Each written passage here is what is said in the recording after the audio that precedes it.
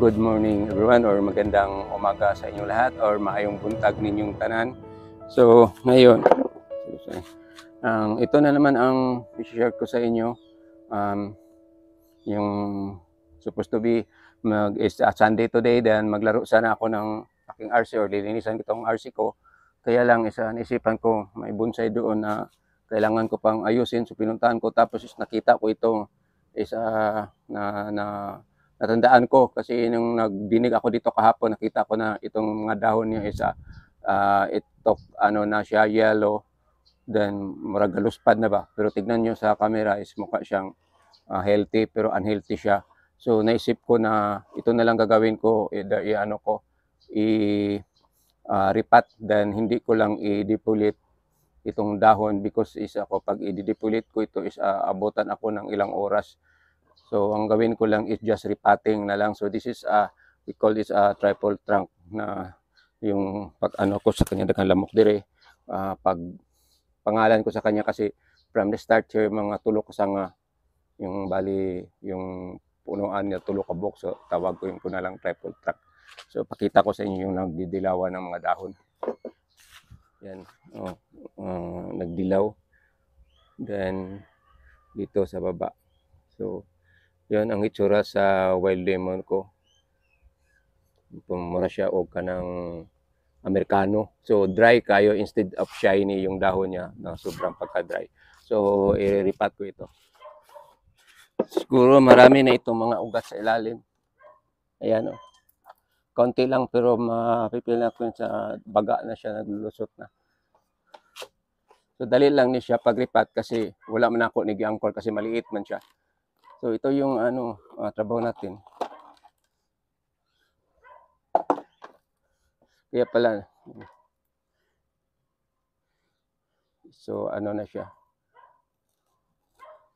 makapal.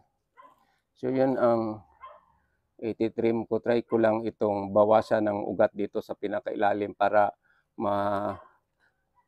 mapalubon pa na ko siya hanggang dito sa ilalim. Sa ilalim naman doon, sa ilalim sa pat. So bali ta diri sa pikat para makita.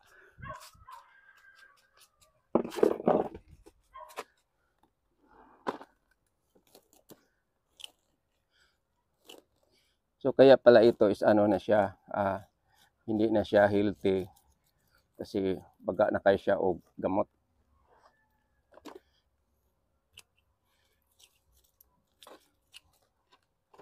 Tapos dinidigan ko pa ito kahapon, pero makita nyo dry na dry yung niya, yung suwil. So try ko ito, hindi ko i-depulate kasi sabi yung kaibigan ko na master na after magripat ka, siyempre magwawawas ka ng ugat. bawasan din yung dahon. So try ko lang ito kasi tinatamad na ako tanggal lahat. If ever may time ako, after maripat ko ito, pwede ko itong dahan-dahan tanggalan ng dahon. Pero hindi ko matanggalan kagad yan, kapal ng kuha niya, rot. So hindi ko matanggalan diretso-diretso.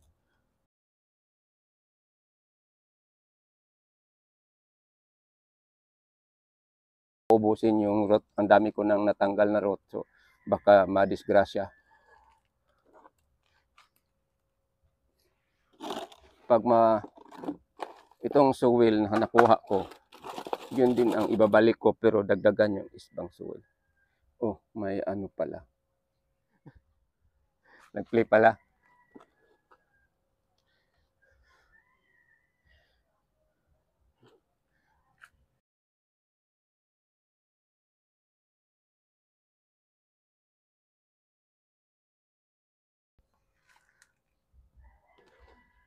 So nabaon na siya. Hindi ko lang tutuduhan yung sinabi ko kanina nga, hindi na ko siya tuduhan o kuan at tanggal og growth kasi it happen na lagi kong ginagawa ko yan dati. Daming growth ang tinanggal ko. Namatay yung mga materials ko. Then sayang, just imagine how many years mo hinihintay para makaganito ng form. Yung magawa ko ng yung ganito, mga materials o mga bonsai materials ko, hindi ko pinipilit yung anong maganda siya or tignan ko lang kung anong bagay or anong mayroon na siya. Yun ang i-improve ko na lang, hindi ko babaguhin kasi ang hirap para kaya mag-design ng yung maganda, lalo na katulad kong hindi ako masyado marunong mag-design ng mga magandang. Wala na sa kamera. Naisbog. Hindi ako marunong tawag yun, magpagwapo. So, kung ano lang, kaya sa akin lang isa, kaya naman nawala na po ko. Ang sa akin lang isa kung sinishare ko lang ito sa iyo, sa inyo, kasi para naman mainggan din yung iba na mahilig na naman sa bonsai. Is may pa sa akin, nag-comment na, dinilit ko yung comment, nagsabi siya nga, titigil na lang daw ako sa, wala na akong kuan, turning table. Titigil daw ako sa pagbablog kasi mga pangit daw yung mga contents ko. Kung nga, siguro kay we have the kanang right.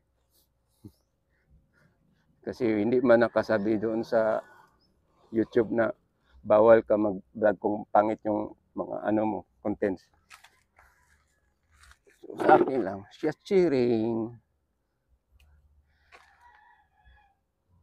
So, itong mga ginupit ko I should yung linisan ko ito kasi pag ito, delikado ito pag sa daan tapos maapakan yung motor, tunok motor. Hait niyang tunok itong wild lemon, maganda lang ni siya kung mamunga, nga lami lang taon sa layo pero hikapan nimo, haplusin mo tong dahon, anak ko po, masugatan ka. Sakit biya ni tunok. So this is another matawag nito experiment na naman. Instead na i-depulit ko, hindi ko na i-depulit, is just a little trimming. Tapos ilagay ko doon sa walang init para makarecover ito mga niya, what we call this, yung ugat na naputol. So babalik sigla siya. Then hindi ko na ito babaguhin yun ng forma niya, kahit supposed to be i-bend ito pa ganyan, pero gusto ko makikita yung may siya, yung parang layer. So yun. So this is for today's video na lang, short video, short na mahaba. So ang pagre-repat ko tapos pagtanggal ko ng mga ugat sa ilalim. So makita nyo itong ugat, paikot-ikot na lang siya sa ilalim pero wala ng lupa o soil na kinakain niya o dinadaanan niya, puro na lang parang mating. So for this morning, ito lang ang masishare ko sa inyo. about my wild lemon na parang namumutla.